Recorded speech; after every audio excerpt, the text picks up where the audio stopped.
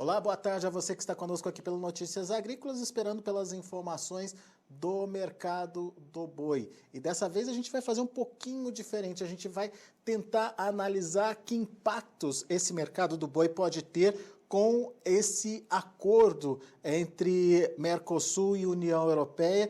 Na verdade, como o setor pode participar, enfim, que benefícios o setor teve com essa negociação. E quem nos ajuda nesse entendimento é o Tiago Bernardino de Carvalho, pesquisador do CPEA, está aqui com a gente por telefone. Bem-vindo, Tiago, mais uma vez ao Notícias Agrícolas. Obrigado pela participação conosco aqui no Notícias Agrícolas. De uma forma geral, esse acordo Mercosul-União Europeia foi bastante comemorado pelo Brasil, né, e principalmente pelo agronegócio brasileiro aí, mostrando algumas oportunidades. Mas especificamente o setor de carnes, o que ganha, o que perde, como é que funciona, enfim, qual é a análise que dá para a gente fazer nesse momento? Tiago, seja bem-vindo. Obrigado, Alexander. Muito bom estar voltando a falar Notícias Agrícolas. Um abraço aí para todos os ouvintes e conversando, né, sobre esse momento aí da carne bovina para a União Europeia, mas vem da recuperação para a China. Então, agradeço novamente a oportunidade. Vamos lá. É um momento interessantíssimo e tem que ser comemorado, tá? É uma notícia que vem no momento que a gente está voltando a exportar para a China, depois daquele probleminha de paralisação, mas que já se normalizou, vem voltando normalmente. E essa notícia da União Europeia ajuda também, como você bem disse, o agronegócio como um todo e a carne bovina, né? O que a gente tem que sempre lembrar quando a gente pensa no mercado europeu, né, da comunidade europeia? Eles têm algumas exigências, algumas barreiras, né? E um ponto importantíssimo, ele compra basicamente 5 cortes de carne bovina, tá? Contra filé, alcatra, filé mignon, colchão mole, colchão duro e filé de costela, algumas vezes, passando aí, dependendo do país, de 5 a 6 cortes. O que eu quero dizer com isso? O mercado brasileiro ele tem que continuar nessa toada que vem vindo nos últimos 10 anos, onde houve uma quebra muito grande de paradigma dentro da porteira, investimento em genética, nutrição, sanidade, pasto, giro rápido da propriedade. Tudo isso ajuda a elevar o nível de produtividade, mas principalmente padronização e qualidade, que é o que o mercado europeu exige. Por isso que eu falei, a gente precisa sim comemorar, porque é uma abertura de mercado, independente do destino, mas o Brasil consegue abrir mais uma válvula para, em momentos como esse de baixo consumo doméstico, queda de renda, a gente ter possibilidade de escoar nossa carne. Então tem que ser comemorado, mas a gente tem que encarar o mercado europeu como um mercado exigente, que vai exigir uma padronização, toda uma certificação maior. Agora, a Tiago, gente vai vender 5 tipos de carne, né? 5 a 6 tipos de carne. O boi não tem só 5, 6 tipos de carne. e Então o a resto, gente né? tem que realmente ajudar e montar uma estratégia positiva em cima de uma notícia boa. Muito bem. Mas só para a gente entender na prática o que muda. Liberou geral, está aberto o mercado, enfim. Até então a gente já exportava para a União Europeia, mas através de cotas, a chamada cota Hilton. Mudou isso ou não? Vamos lá. Quando a gente tem um acordo, seja em qualquer ambiente, evidentemente a gente tem um processo, a gente tem uma burocracia. Perguntando especificamente sobre o acordo assinado aí no final da última semana, possivelmente o mercado, os agentes do setor já estão se movimentando, seja traders, até frigoríficos, compradores, vendedores, com essa abertura. Negócios possivelmente já começam a ser desenhados, mas o processo, amanhã já começa a subir porque tem uma demanda maior. Acho que é um processo mais lento de compra e venda, porque vão haver as restrições comerciais naturais de compra e venda, interesse de frigorífico para esse, e sempre lembrar, foi um acordo Mercosul. O que vai ser impactado para o Brasil, o que vai impactar na Argentina, no Uruguai, por exemplo, que são competidores da nossa carne. A gente exporta hoje, como você disse, da cota Hilton, algo em torno aí de 10 mil toneladas, né, a nossa cota, possivelmente uma cota subindo ao entorno que se comenta no mercado, algo em torno de 90, 100 mil toneladas. Esse aumento é interessante, Resta saber se a gente vai realmente conseguir ofertar nos padrões que a União Europeia quer essa carne. Por isso que eu falei, o processo é muito positivo e excelente notícia, mas a gente vai ter que ver na prática realmente qual que vai ser esse termômetro, curto, médio e longo prazo. Eu acredito mais no médio e longo prazo esse mercado se deslanchando. Na verdade, é uma mudança aí de 10 para 90 ou 100, mas não só para o Brasil, né, Tiago? Ou isso não está claro ainda? A gente precisa realmente ver no dia a dia como que vai ficar essa negociação, porque foi uma negociação, como eu falei anteriormente, de bloco, né? De bloco. Vamos ver como que vai ser organizado todo esse cenário aí de vendas, né? Possivelmente o Brasil, por restrições de rebanho, por restrições geográficas, nos países vizinhos, ter uma possibilidade maior de atender um volume maior. Até também, eu tenho uma restrição de produção nesses países e tenho um aumento de produtividade e qualidade do rebanho brasileiro. Então, isso coloca o Brasil num patamar altamente competitivo. Então, esse aumento na cota, esse aumento de volume a ser exportado, o Brasil pode se beneficiar largamente bem em relação aos nossos concorrentes, vizinhos aqui do Mercosul. Mas hoje, por exemplo, a gente tem aí uma cota de 10 mil toneladas. A gente hoje consegue cumprir as exigências e essas exigências, de alguma forma, vão ser minimizadas com esse novo acordo ou não, Tiago? Outro ponto que também gera uma grande discussão. Muitos produtores falam, não vale a pena exportar a cota Hilton, tem muita exigência. Hoje a gente não consegue exportar toda ela, né? Mas eu acredito que se a União Europeia tiver uma sequência maior de compra da nossa carne, sim, pode mobilizar e pode fazer com que produtores, indústrias se animem a repassar preço, aumentar a produção especificamente para aquele mercado. Volto a falar, é sempre uma faca de dois gumes. A Europa paga muito bem, então qualquer pedido da Europa, frigorífico adora. Assim como o produtor que realmente está cumprindo essas exigências, porque ele recebe um sobrepreço, né? Então isso é muito interessante em termos financeiros, mas de novo, a gente está exportando alguns cortes, a gente tem que entender o que a gente vai fazer com o resto, né? Principalmente o dianteiro. Hoje a gente tem um mercado muito aquecido de dianteiro, principalmente para a China, Hong Kong.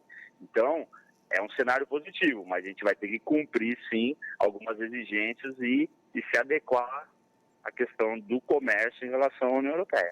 Em termos de volume, qualidade e exigência, o mercado chinês é mais interessante hoje que o europeu? Não, em volume o chinês sim, o volume vem, o mercado chinês, a China, Hong Kong vem comprando muita carne nossa.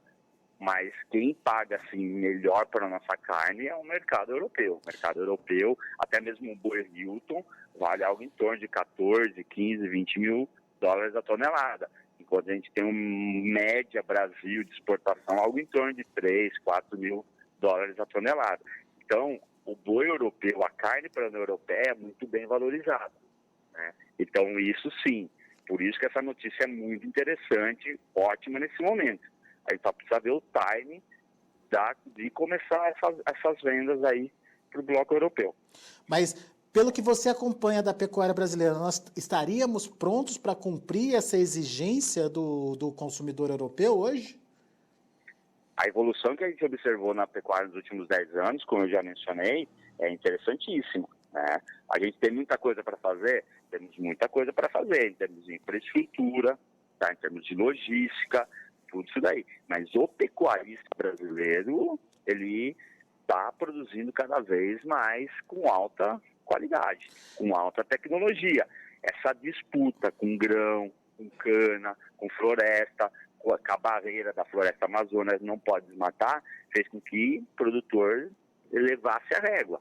Eu tenho que produzir mais arroba. E quando eu começo a produzir mais arroba e gerar rápido a minha fazenda, eu começo a dar uma visão geral de indústria, de empresa, produzindo padronizado, com qualidade. Então, o Brasil hoje precisa melhorar alguns pontos? Sim, mas ele está apto para ofertar uma carne, sim, de alto padrão para a União Europeia. Então, na verdade, também, ao pagar melhor, esse mercado pode estar incentivando ou pelo menos ajudando a incrementar essa melhora de qualidade que já vem acontecendo. Perfeito, vira um ciclo, né? Vira um ciclo. A gente vai fomentar, assim, com que a gente aumente essa qualidade, esse padrão de produção. Então, a União Europeia pode ser esse gatilho também que faltava para realmente findar essa transformação que está ocorrendo dentro da porteira nos últimos 8, 10 anos. E daí, se a gente coloca uma exportação continuada aí da China, mais a exportação europeia, né, para o mercado europeu, e uma retomada do consumo interno, a gente tem um cenário interessante aí para a pecuária, Thiago. Sim, temos um cenário interessante para a pecuária. Nesses 3, podemos ver pilares que você mencionou. A gente tem uma aproximação com a China muito boa, a gente tem uma abertura do mercado europeu, independente do volume, das exigências, mas a gente tem um escoamento, uma saída e possivelmente uma recuperação. Pode ser um pouquinho mais lenta do que a gente esperava, sim, mas nos próximos 2 anos, na recuperação da nossa economia, né? Então, podemos dizer, esse tripé de notícias aqui, né, que pode vir aí com a reforma, assim por diante, nos traz uma perspectiva boa para o mercado do boi gordo nos próximos anos. Isso é muito bom para quem vive desse setor, tá? Então, o cenário que se desenha é altamente positivo. Agora, quando a gente fala dessas restrições, dessas exigências do europeu, isso a gente está falando de rastreabilidade também ou só a qualidade da carne por enquanto, Thiago? Essa é a exigência até mesmo do nosso consumidor. Tem, lógico, tem as especificidades, mas gado terminado a passo, um boi Hilton, por exemplo, mas com uma especificidade de gordura, de carcaça, peso. Então, eu tenho que ter uma produção altamente controlada, né? Aquela coisa de padronização, qualidade e maciez é o que o europeu busca. E se não tiver fora do padrão, não tiver a maciez, a qualidade, realmente, eles recuam. Então, vem com a rastreabilidade. Eles bateram bastante na gente nos anos 2000, por causa do Sisbov, etc. Mas também vem de uma carcaça melhor, uma carcaça pesada, uma carcaça de certa maneira interessante, muitas vezes jovem, para atender os gostos do consumidor europeu. Essa questão da rastreabilidade já está superada? Sim, o mercado amadurece, né? O mercado sempre sobra os resquícios, evidentemente, porque a gente tem um maior rebanho junto com os Estados Unidos, maiores produções, tá? Se a gente, não estou falando da China, não estou falando da Índia, estou falando desses mercados que já têm grandes volumes de exportação. Lógico, o que se exige do Brasil? Exige realmente um controle maior em termos de produção que o Brasil sempre vem buscando, desde o controle CIF, desde o controle da defesa sanitária dos estados. Isso vem sendo feito, né? E quando a gente tem um problema de rastreabilidade, é um passo de amadurecimento, né? Como eu falei, a pecuária transformou muito nos últimos 10 anos, indústria, consumidor e produtor. E isso também, o problema que a gente teve nos anos 2000, serviu sim para o amadurecimento e fazer com que os grandes, quando eu digo grande, não é volume não, os pecuaristas, os empresários que queiram ficar na atividade, pensassem diferente, colocassem a mão na massa e começassem a desenhar essa produção mais qualificada. Muito bem. Então, retomando, hoje o Brasil tem uma cota, a chamada cota Hilton de exportação para a União Europeia. Agora o Brasil pode ampliar essa cota, que hoje está em torno aí de 10 mil toneladas, e pode disputar com os concorrentes da América do Sul um mercado de até 100 mil toneladas. Certo, Thiago? Perfeito. Foi o que a gente comentou.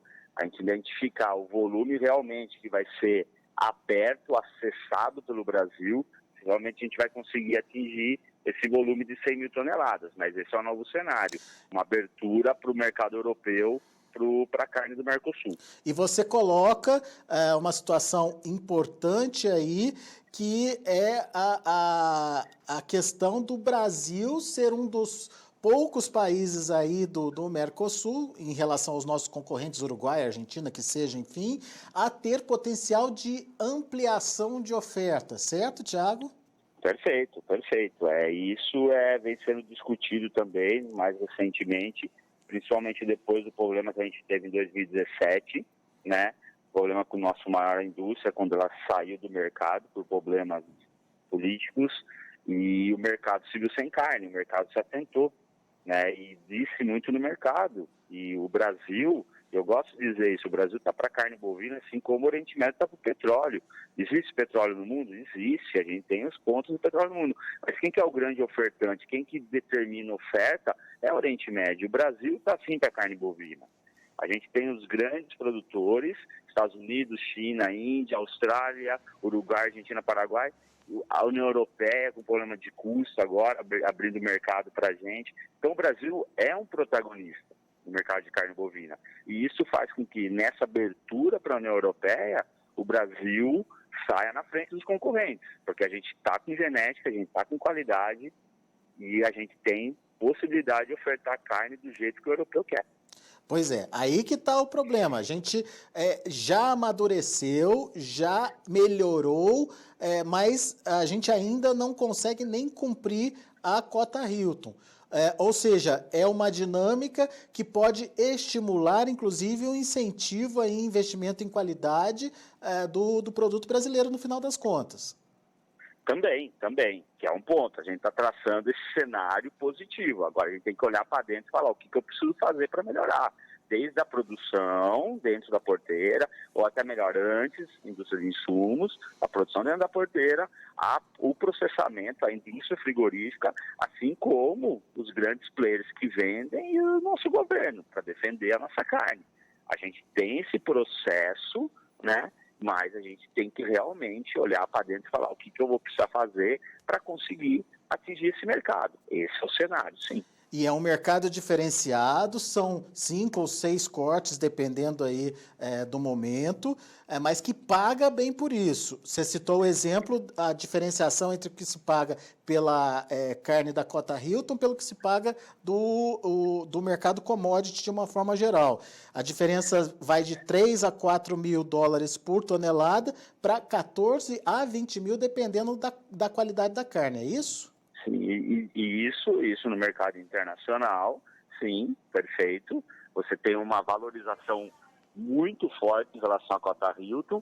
E outro ponto, também o produtor brasileiro ele precisa identificar realmente qual mercado ele quer atingir. Porque muitas vezes eu tenho mercados locais aqui no Brasil pagando até 10%, 15% a mais do que o indicador da praça dele, né, de preços. Então, eu tenho uma possibilidade muito boa de uma carne que vai receber mais, né, pelo tipo de produção que ela tem, mas eu também tenho uma possibilidade do mercado doméstico muito interessante, né? Então, o produtor realmente precisa identificar o que ele quer e como ele quer produzir. Agora, um potencial imediato de mudança no patamar de preço da arroba em função desse acordo ainda não dá para bater o martelo, né? Eu acredito que ainda está, é uma notícia, né? E é um movimento, podemos dizer, recentíssimo, né? Que, como eu falei, provavelmente agentes do mercado, negociadores já se movimentaram desde sexta-feira, estão se movimentando, mas que o impacto dentro da porteira vai vir conforme forem feitas as negociações, o início dos embarques, há um procedimento, né, um protocolo a ser cumprido. Então, eu acredito mais no movimento de valorização, mais no médio prazo. Ao contrário do que aconteceu com a China recentemente, quando voltaram a comprar, o mercado voltou ao patamar de antes da questão da vaca louca, né? Perfeito. A gente basicamente exporta volume, a gente exporta quantidade. Para a União Europeia vai ter que ser quantidade, mas qualidade também. Então, o start inicial para a China, o gatilho foi muito mais rápido do que provavelmente seja a União Europeia. Mas que sim, vai haver sim um movimento para dentro, em termos de receita, para dentro do frigorífico e dentro da porteira. A médio e longo prazo. Perfeito. Tá certo. Tiago, meu caro, muito obrigado, viu, pelas suas explicações aqui pra gente. Acho que ficou bem claro o atual momento e o atual cenário. É um momento bastante importante pro pecuarista e para a pecuária brasileira. Mas será que é momento de investimento, Tiago? Olha, eu acredito que assim, é um momento importantíssimo, como você falou, é um momento interessante, positivo para a pecuária. É momento de investimento? É momento de investimento, tá? Mas é o investimento, o que eu quero produzir e como eu vou produzir e para quem eu vou produzir. Não adianta, vai aumentar o mercado, União Europeia, a China está comprando, o mercado doméstico vai recuperar. Ótimo, vamos começar a investir. Ótimo, se todo mundo investir, vai aumentar a produção, produtividade, provavelmente eu tenho uma reversão, tá? Também no médio e longo prazo. Então, tem que entender a fazenda, como ela funciona como um todo. Tá? Os limites que eu consigo fazer de aumento de produção e como que eu vou fazer isso daí. Se os meus vizinhos, todos eles aumentarem a produção, opa, o que vai acontecer com esse mercado? Então, por isso que a gestão do rebanho, gestão de custo e gestão da comercialização é importantíssima nesse momento. De quem eu vou comprar, para onde eu vou vender, como eu vou vender, vou fazer uma trava de preço seguro do boi ou não, tá? E que tipo de gado eu vou produzir. Quer Tá? dizer, é um Principalmente alimento. É um investimento com pautado foco, em né? gestão. Com foco. Perfeito. Mas é um momento, sim, interessante para a pecuária brasileira. Legal. Boa dica, Thiago. Meu caro, obrigado, viu, mais uma vez pela sua participação. Volte sempre, Thiago. Vamos, fico à disposição de vocês. É sempre bom bater papo, conversar e principalmente transferir informações aí para todos do setor, para todos da cadeia de carne bovina, no agronegócio como um todo, tá bom? Fico sempre à disposição de vocês aí. Um grande abraço a todos. Valeu, meu caro. Um abraço para você. O Thiago Bernardino de Carvalho é pesquisador lá do CPEA, está focado aí no mercado de carnes. Hoje a gente tratou especificamente dessa questão da carne bovina, principalmente por causa do acordo entre Mercosul e União Europeia. O Thiago acha que o Brasil é o país que tem a maior possibilidade aí de adequação e ampliação de oferta aí, em relação ao mercado europeu, em relação aos nossos concorrentes, obviamente, Uruguai, Paraguai e Argentina, que tem as suas limitações de produção. No entanto, ainda precisa fazer o dever de casa e, enfim, cumprir as exigências do mercado europeu. Segundo o Thiago, hoje a gente já tem uma cota de 10 mil toneladas, mas que muitas vezes nem é atingida aí, porque o produtor considera que a remuneração que se faz pelo Boi Europa, nem sempre justifica os investimentos que são necessários na fazenda. Mas a partir do momento que você amplia esse mercado e amplia essa possibilidade de participação aí no mercado europeu, a tendência é de que haja um incentivo a essa melhora de qualidade do rebanho e isso definitivamente possa ampliar também a participação do produtor brasileiro no mercado europeu. São análises importantes a serem feitas aí pós-divulgação do acordo entre Mercosul e União Europeia e o Brasil como protagonista, principalmente nessa questão aí de fornecimento de carne bovina. Vamos aos números, vamos aos preços do boi gordo no mercado futuro, lá na B3. Julho, na verdade o julho já praticamente está finalizado. Agosto, R$ 157,90, teve uma queda de 0,32%. Setembro não teve negócios. Outubro, R$ 163,60, queda de 0,12%.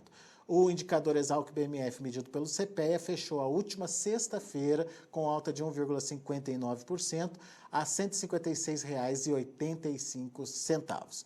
São os números do mercado do boi. A gente fica por aqui. Agradeço muito a sua atenção e audiência.